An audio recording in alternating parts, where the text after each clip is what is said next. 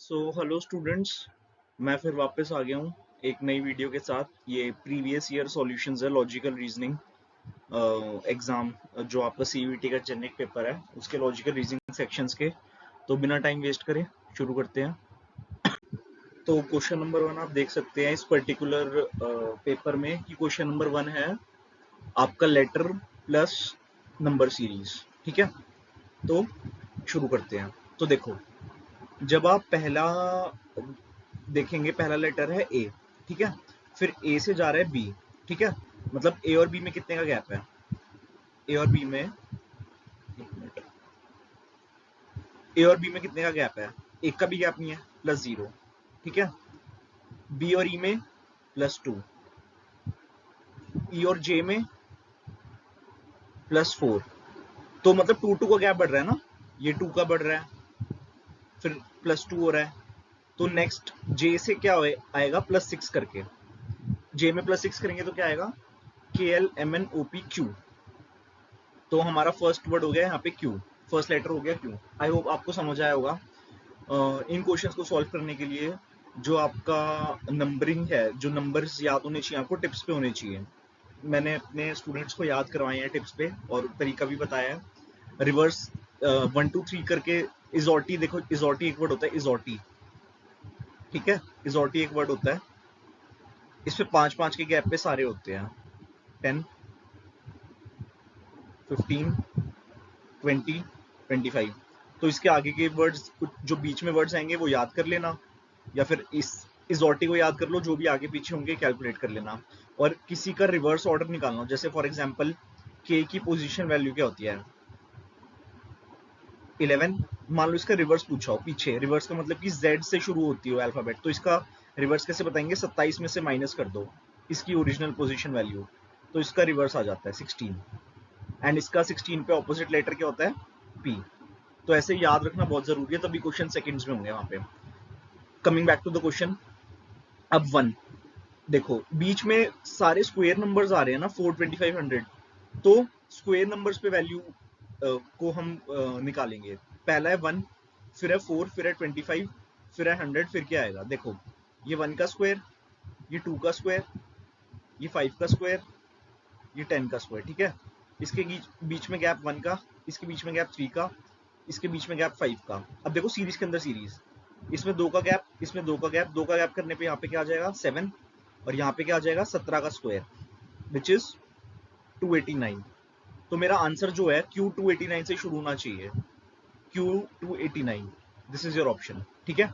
Last वाला निकालना चाहो तो निकाल सकते हो, पर हमारे पास वहां पे बहुत कम टाइम होता है, तो जब एक ही पे आप श्योर हो गए हो इस वाले ऑप्शन में, Q 289 सिर्फ एक ही ऑप्शन में आ रहा है, तो फिर आप क्यों निकालेंगे कोई और? समझ रहे हो मेरी बात को? तो ये आपका आंसर हो गया। नेक्स्ट, अच्छा, एनालॉजी, वर्ड बेस्ड एनालॉजी देखो, ठीक है, ठीक है। अब मैंने बताया था ना, ऑपोजिट चीजें बहुत काम आती हैं। देखो, सीधा अगर कोई देखना चाहे ना, तो एन का ऑपोजिट होता है एम, इसको कैसे याद रखा है मैंने? मैन से। ई का ऑपोजिट होता है वी, इसको मैंने कैसे याद रखा है? इवनिंग से। तो जो भी पर्टिकुलर ये वर्ड बना है, जो यहाँ पे वर्ड आएगा, वो इसका ऑपोजिट लेटर से बना है। एस का ऑपोजिट क्या होता है? एच, आई का ऑपोजिट आर, एन का ऑपोजिट एम, जी का ऑपोजिट टी। तो ये आपका आंसर हो गया, HRMT, ठीक है। ऑपोजिट लर्न करना बहुत जरूरी है। Next, in a certain code, Kirupi means nobody like cruel, Kimi-cha means this, ठीक है। अब ये होता है कोडेड इक्वेशंस, इसमें हमें वॉज का कोड बताना है, ठीक है, वॉज का कोड। तो देखो, पहले सबसे पहले वॉज किस सेंटेंस में है उसको ट्रेस करो। King was cruel, king was cruel मतलब रूपी चा, रूपी चा, रू पी चा में से कोई आंसर होगा? रू तो है नहीं, रू है, पाई नहीं है, तो चा और रू में से कुछ ना कुछ आंसर होगा, ठीक है। या तो थर्ड आंसर होगा या फोर्थ ऑप्शन आंसर होगा। अब देखते हैं, अब एलिमिनेट करेंगे। देखो, KIRUPI का जो कोड है वो है नोबडी लाइक क्रूअल, ठीक है। एंड कीमी चा का जो है किंग वॉज क्रूअल। तो देखो इसमें कॉमन क्या क्या क्या है? KI कॉमन है, और कोड इस पर्टिकुलर सेंटेंस में क्या कॉमन है? Nobody like cruel, king was cruel. मतलब जो क्रूअल का कोड आया ना, वो आ गया की। समझ रहे हो मेरी बात को? सिमिलरली, रूपी चा means nobody like king, Kimi cha means king was cruel, and रूपी चा मीन्स नोबडी लाइक्स किंग्स। अब सेकंड और फर्स्ट में क्या क्या कॉमन है? नोबडी लाइक क्रूअल और nobody like king, nobody common है। और कोड में क्या क्या कॉमन है?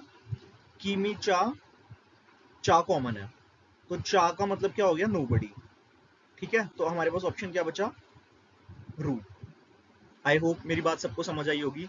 कुछ नहीं होता, बस कॉमन इस चीज को, इस जो कोड गिवन है उससे उससे आप मतलब देखो कि कौन सा कोड, कौन सा वर्ड कौन से कोड के लिए, जो जो चीजें कॉमन आती जा रही है, जो जो टर्म्स, उनको एक मतलब साइड करते जाओ, और जो जौन सा टर्म आपको चाहिए उससे निकाल लो, तो इजीली आपका आंसर आ जाएगा।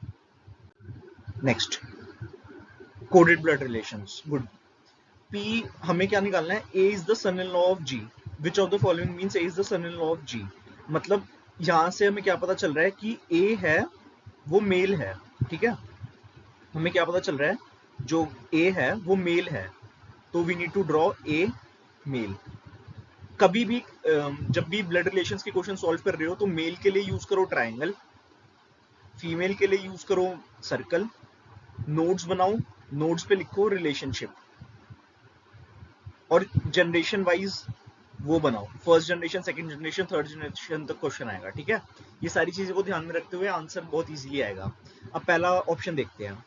ए और जी के बीच में हम रिलेशन बताने, ठीक है, और ए शुड बी मेल। ठीक है, तो देखो ए स्टार यू, स्टार का रिलेशनशिप क्या है? P star Q means that P is the husband of Q, तो A is the husband of U. ठीक है, ये हमारा पोटेंशियल आंसर हो सकता है। U plus S, P plus Q क्या है? P is the son of Q, P is the son of Q. तो देखो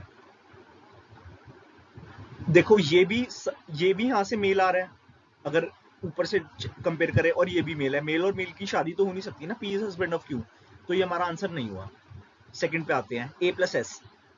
ठीक है, ए प्लस एस मीन्स कि A is the son of Q. ठीक है, ये इसका सन है। ठीक है, S divided by U means P is the sister of Q, मतलब ये इसकी सिस्टर है, मतलब ये फीमेल आ गई, ये मेल आ गई, ये इनका बेटा, ये इसका बेटा हो गया, और ये इसकी सिस्टर हो गई। और स्टार जी, P is the husband of Q, मतलब ये हस्बैंड है, मतलब कि मेल है। हमें क्या करना है कि A is the son in law of G, तो यहां से ये प्रूव नहीं हो रहा ना, is the son in law of G. Next, A minus S, minus का क्या है? P is the brother of Q, ये दोनों आपस में भाई हो गए दोनों, ये मेल हो गया, इसके बारे में कुछ कह नहीं सकते अभी। P is the son of Q, ये इसका सन है। ठीक है, और u multiplied by g means that p is the husband of q, u का हस्बैंड है और ये इनके फादर है, तो u is the son in law of, तो ये भी गलत हो गया। तो एक ही आंसर, एक ही ऑप्शन बचा जो कि आंसर हो जाएगा, इसको निकालने की वजह एक ही ऑप्शन करेक्ट है। ठीक है, नेक्स्ट, 26 जनवरी वो Sunday, then what March, same year में बताना है। ठीक है, तो number of odd days calculate कर लो। नंबर ऑफ ऑड डेज कैसे कैलकुलेट करते हैं? जनवरी में कितने दिन होते हैं? 31, 26 यहाँ पर हो गए, तो 5 दिन जनवरी के बचे। अब 2020 क्या था? लीप ईयर था हमारे पास, लीप ईयर में 29 डेज होते हैं फरवरी में, तो फरवरी के 29 डेज, और मार्च 16 तक जाना है। कितना हो गया ये? 21 प्लस 29, 50। 50 को क्या करते हैं? 7 से डिवाइड करते हैं ऑड डेज निकालने के लिए। जो हमारा रिमाइंडर आता है ये आते हैं ऑड डेज, ये आते हैं ऑड डेज। 1 ऑड डे है आगे जा रहे कैलेंडर में, तो संडे का अगले दिन मंडे हो जाएगा। इसको डायरेक्टली ऐसे भी कर सकते थे, सिर्फ सीधा ऑड डेज ही लिखो। 29 में 7 से डिवाइड करके ऑड डेज कितने बचेंगे? 1, और 16 को जब डिवाइड करेंगे तो 2 बचेंगे, तो देखो आंसर वही आएगा। 5 + 2 7, 7 + 1 8। इसको दोबारा 7 से डिवाइड करोगे ना 8 को, तो आंसर वही आएगा, 1 ऑड डे ही आएगा। और 1 ऑड डे का क्या मतलब होता है? एक डे प्लस कर रहे हैं, कैलेंडर में आगे जा रहे हैं। अगर पीछे का पूछा होता तो माइनस कर देते। ऑड डेज का बात है सारा। What will be the measurement of an angle by the hour made by hour and minute hands of a clock when the time is 3:15? 3:15, इसके लिए एक फॉर्मूला होता है 60h - 11m/2, ये याद रखना। 60 इंटू जो r है 11m मतलब मिनट्स अपॉन 2, तो उससे एंगल आ जाता है। और एक चीज और है, ये ध्यान रखना, हर 6 घंटे में जो आर हैंड है, आर हैंड आर हैंड हर 6 घंटे में 180 डिग्री का कवर करता है एंगल, तो 1 आवर में वो कितना कवर करेगा, 30 डिग्री का। ठीक है, सिमिलरली मिनट हैंड 1 मिनट में 360 डिग्री घूम जाता है ना पूरा। मिनट हैंड जो होता है, जो सबसे छोटा वाला हैंड होता है और लंबे वाला, वो मिनट हैंड, वो पूरा एक सर्कल घूम जाता है 1 मिनट के अंदर, मतलब 60 सेकंड्स के अंदर। तो 1 सेकंड में कितना घूमता है, 6 डिग्री। समझ आए? तो इससे जब आप कैलकुलेट करोगे तो आंसर आएगा 6.5 डिग्रीज। ठीक है, ये इंपॉर्टेंट चीज है जो याद रखनी है। नेक्स्ट, मरकरी का कोड दे रखा है, what will be the code of entangle. ठीक है, अब देखो M से N रिवर्स हो सकता है, बट रिवर्स है नहीं। E का रिवर्स होता है V, पर यहाँ पे दे रखा है G, तो रिवर्स तो लगेगा नहीं। अब वो करते हैं और कोई लॉजिक लगा के देखते हैं। अगर M से अगर हम प्लस करें +1 तो N आता है। ठीक है, similarly E F G +2 G। ठीक है, बन गया। R में +3 होना चाहिए, RSTU, तो U बन रहा है। ठीक है, तो फर्स्ट वाले में E+1 F N+2 O, एक मिनट, NOP, सॉरी NOP,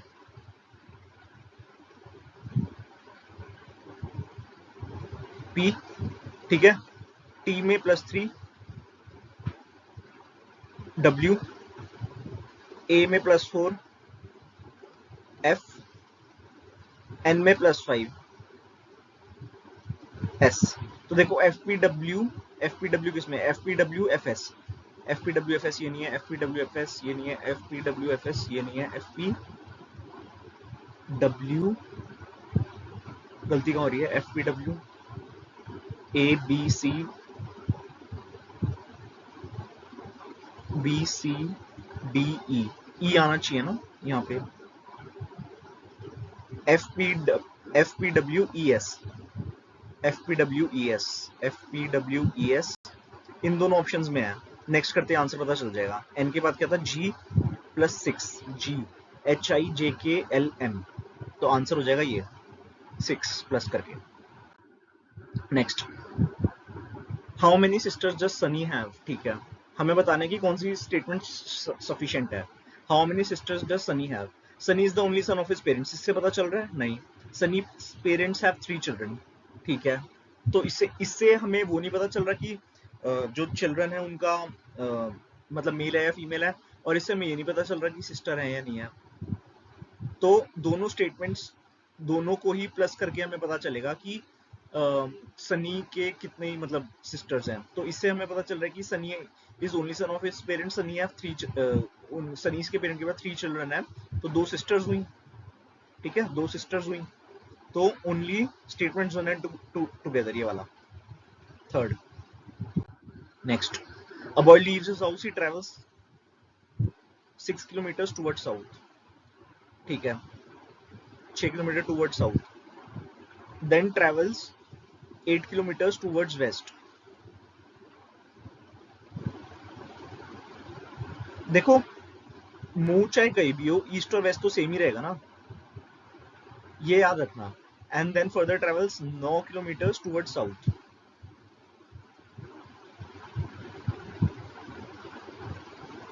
ठीक है, how far is direction from his house, तो ये कौन सी डायरेक्शन हुई, इस पॉइंट से यहाँ पे तो नॉर्थ, यहाँ पे तो साउथ, यहाँ पे तो ईस्ट, यहाँ पे तो वेस्ट, ये कौन सी डायरेक्शन हुई इस पॉइंट के उसमें, तो इसकी जो डायरेक्शन हुई वो आई साउथ वेस्ट। तो साउथ वेस्ट एक ही उसमें दिख रहा है, एक ही ऑप्शन में दिख रहा है, तो सीधा उसको आंसर करो साउथ वेस्ट। ठीक है, ये यहाँ पे वो चेंज होगा, ये साउथ वेस्ट नहीं है, ये ईस्ट है।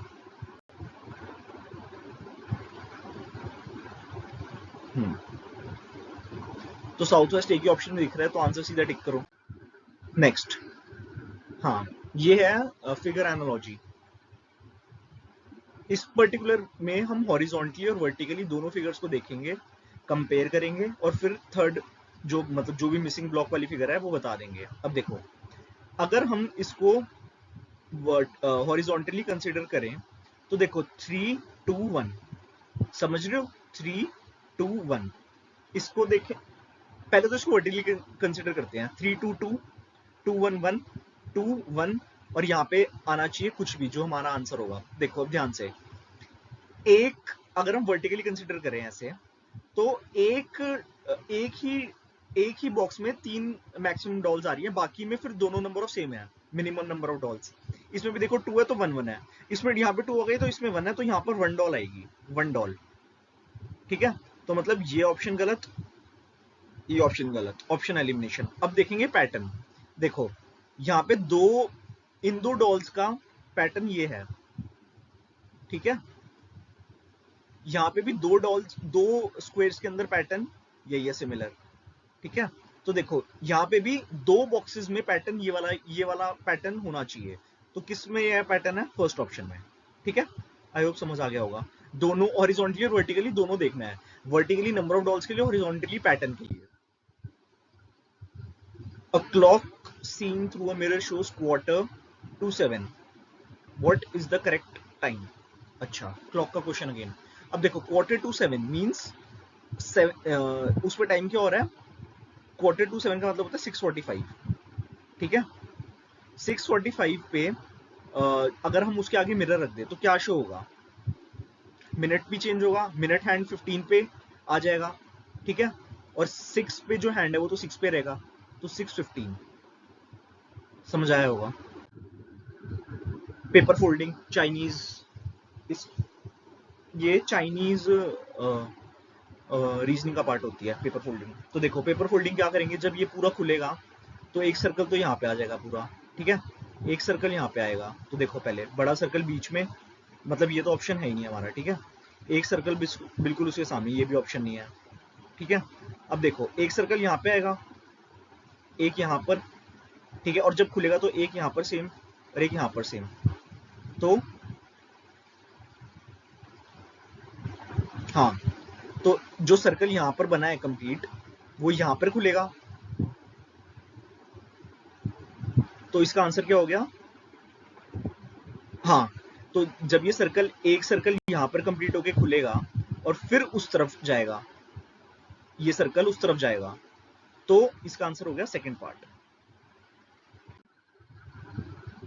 ठीक है, लेटर प्लस, अच्छा क्वेश्चन है, लेटर प्लस नंबर्स का। देखो इन दो लेटर्स के बीच में कितने का गैप है? सी डी और ई का, 2 का। ठीक है, तो मतलब 2 का गैप है। इन दोनों के बीच में कितने का गैप है? E F G H I, 3 का। तो यहाँ पर और ए बी सी, यहाँ पे 1 का, 1 2 3, तो यहाँ पे 4 का गैप आना चाहिए। 4 के गैप पे जी एच आई जे के एल, मतलब लेटर तो हो गया हमारा एल।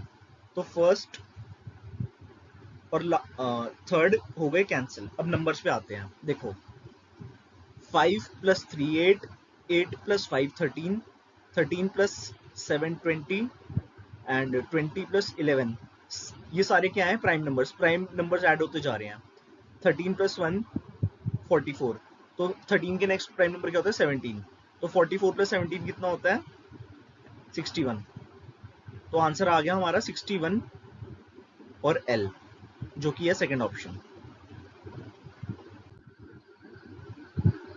नेक्स्ट सीरीज का क्वेश्चन है। नेक्स्ट क्या नंबर आएगा सीरीज में? देखो 3 6 10.5 17 26, इसके बीच में 3 का गैप, इसके बीच में 4.5 का गैप, इसके बीच में 6.5 का गैप, इसके बीच में 9 का गैप। अब देखो अभी तो कोई लगातार सीरीज नहीं बनी ना, इसमें 1.5 का है, इसमें 2 का है, इसमें 2.5 का है। तो देखो गैप बढ़ता जा रहा है, ये सीरीज के अंदर सीरीज है। देखो ये हो गया 1.5, ये हो गया 2, ये हो गया 2.5, तो नेक्स्ट क्या आएगा? 3। 3 से नंबर क्या आ जाएगा?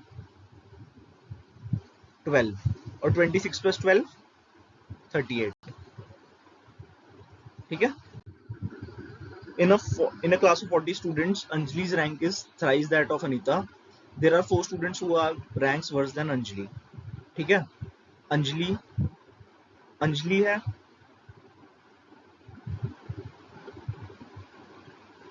हम्म अंजलि है, there are 4 students who have ranks 40 students है टोटल, ये हो गए वो 4 स्टूडेंट्स जिनकी अंजलि से रैंक वर्स है। तो अंजलि की रैंक क्या आ गई 37, 38, 39, 40, तो अंजलि की रैंक क्या आ गई 36। अंजलि की रैंक 36 आ गई। Anjali's rank is thrice that of Anita. Anita की जो रैंक है वो 3 times of Anita's rank is equal to Anjali की रैंक। ठीक है, अनीता की रैंक क्या आ गई फिर, अंजलि की rank divided by 3 which is 36 divided by 3 which is 12। ठीक है, 6 पीपल, ये सीटिंग सर्कुलर सीटिंग अरेंजमेंट का क्वेश्चन है, करते हैं इसे। क्वेश्चन में ध्यान रखना हमेशा कि कहाँ पे फेस करके बैठे हैं, कैसे बैठे हैं, ये बहुत जरूरी है। जब तक सारी स्टेटमेंट्स ट्रू होल्ड नहीं करेंगी आपकी अरेंजमेंट की, तो तब तक क्वेश्चन सॉल्व नहीं होगा। ठीक है, facing in centre, U and H are immediate neighbours of M. ठीक है, कितने पीपल है 6, 1 2 3 4 5 6। ठीक है, E is the only person sitting between K and H. H is the immediate right of S, who is the immediate right of U। ठीक है, H is the immediate right of S, कहीं पे S है उसके immediate right पे H है। ठीक है, U and H are immediate neighbors of M, M है U है। ठीक है, E is the only person sitting between K and S, E is the only person sitting between K and S। ठीक है, सारी ट्रू हो रही है। H is to the immediate right of S, ये भी ट्रू हो रही है। ठीक है, E is the only person sitting between K and S, ये भी ठीक है। U and H are immediate neighbors of M, ये भी ठीक है। तो हमारा जो पैटर्न है वो ठीक बन गया है। अब क्वेश्चन कर दो, who is the immediate right of U। अब देखो ये इस तरफ फेस कर रहा है तो इसका इमीडिएट राइट ये हुआ, ना कि ये, तो ये इसका इमीडिएट राइट हुआ ना, K is the answer। Next, find out the answer figure can be formed using all the pieces. All the pieces क्या क्या हैं, 2 सर्कल्स, 3 लाइंस, ट्राइंगल और 2 छोटी छोटी शेडेड बॉल्स। देखो इसमें शेडेड बॉल्स नहीं है। ठीक है, इसमें शेडेड बॉल्स है पर लाइंस 2 हैं, पर हमें 3 चाहिए, 3 कर्व्ड लाइंस। इसमें 3 कर्व्ड लाइंस भी है, ट्राइंगल भी है, बड़ी बॉल्स भी हैं, शेडेड बॉल्स भी हैं।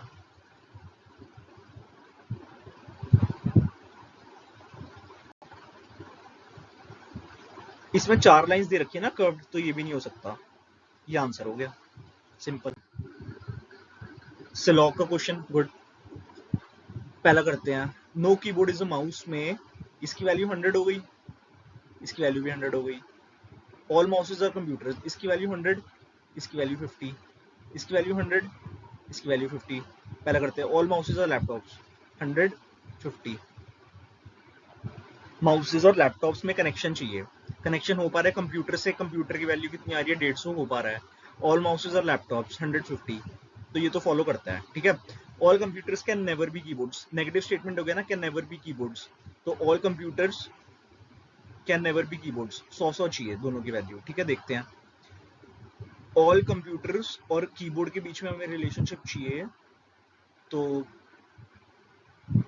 माउस से रिलेट करेंगे, नेगेटिव स्टेटमेंट आएगी। इन दोनों स्टेटमेंट्स को जब जोड़ेंगे तो नेगेटिव स्टेटमेंट आएगी कीबोर्ड और माउस की, और all computers can never be keyboards, 100 दोनों, 100 वैल्यू नहीं है दोनों की, 100 वैल्यू नहीं है दोनों की, तो फिर सेकंड वाला फॉलो नहीं करता, सिंपल, ओनली कंक्लूजन 1 फॉलोज।